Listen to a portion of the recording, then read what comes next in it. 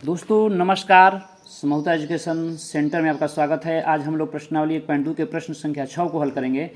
यदि यह आपको वीडियो अच्छा लगेगा तो लाइक कर दीजिएगा और यदि चैनल पर नए होंगे तो सब्सक्राइब करके बेल आइकन को प्रेस कर लीजिएगा, जिससे हर आने वाले नए वीडियो का नोटिफिकेशन आपको मिलता रहेगा, जिससे आपको प्रश्नों को हल करने में आसानी होगी।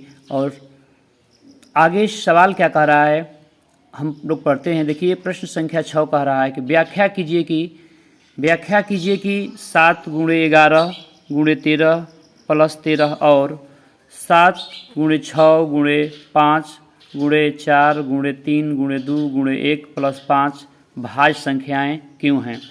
तो इनको बताना है कि ये जो संख्याएं हैं भाज्य क्यों हैं। तो देखिए, सबसे पहले हम लोग समझेंगे कि भाज्य क्या होता है।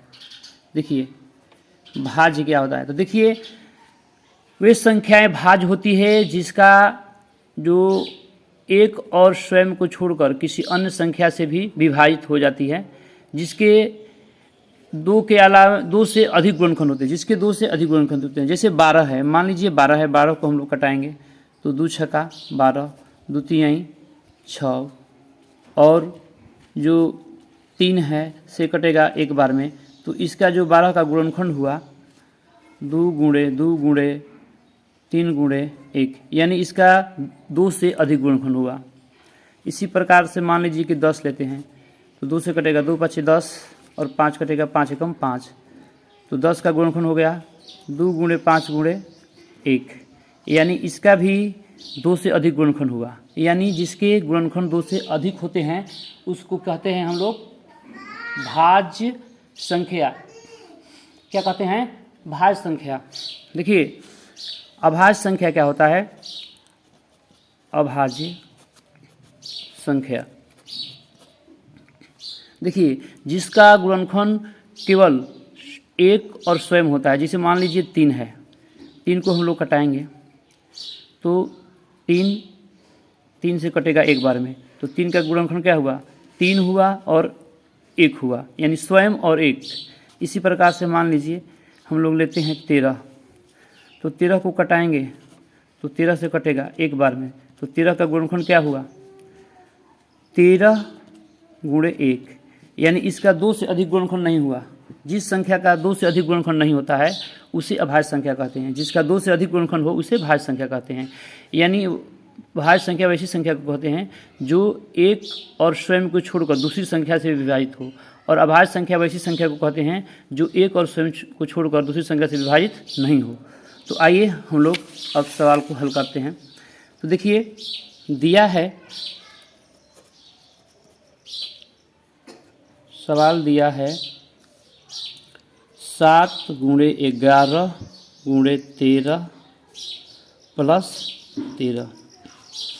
तो देखिए क्या करते हैं कि 7 गुणे 11 गुणे 13 दिया है, प्लस में 13 दिया है, तो 13 इस दोनों रे गुणा में है, तो 13 हम क्या करते हैं? कॉमन ले लेते हैं। तो 7 गुणे 11 बचेगा, गुणे 13 से 13 कट गया तो यहाँ पर बचा 1, और ये भी 13 कट गया तो बच गया 1।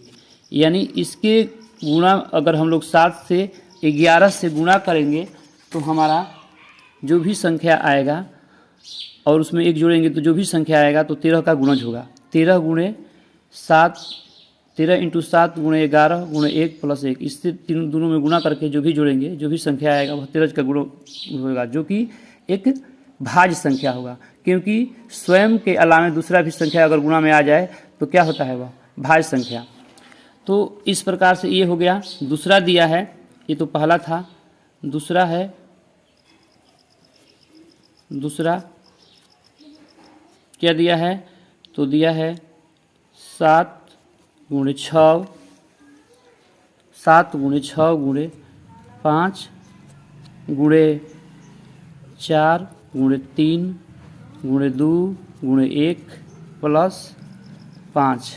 ठीक है, तो इसमें भी 5 गुणा में है, सब में 7 गुणे 6 गुणे 5 गुणे 4 गुणे 3 गुणे 2 गुणे 1, अब प्लस में 5 है, तो दोनों में 5 शामिल है, तो 5 हम लोग कॉमन ले लेते हैं।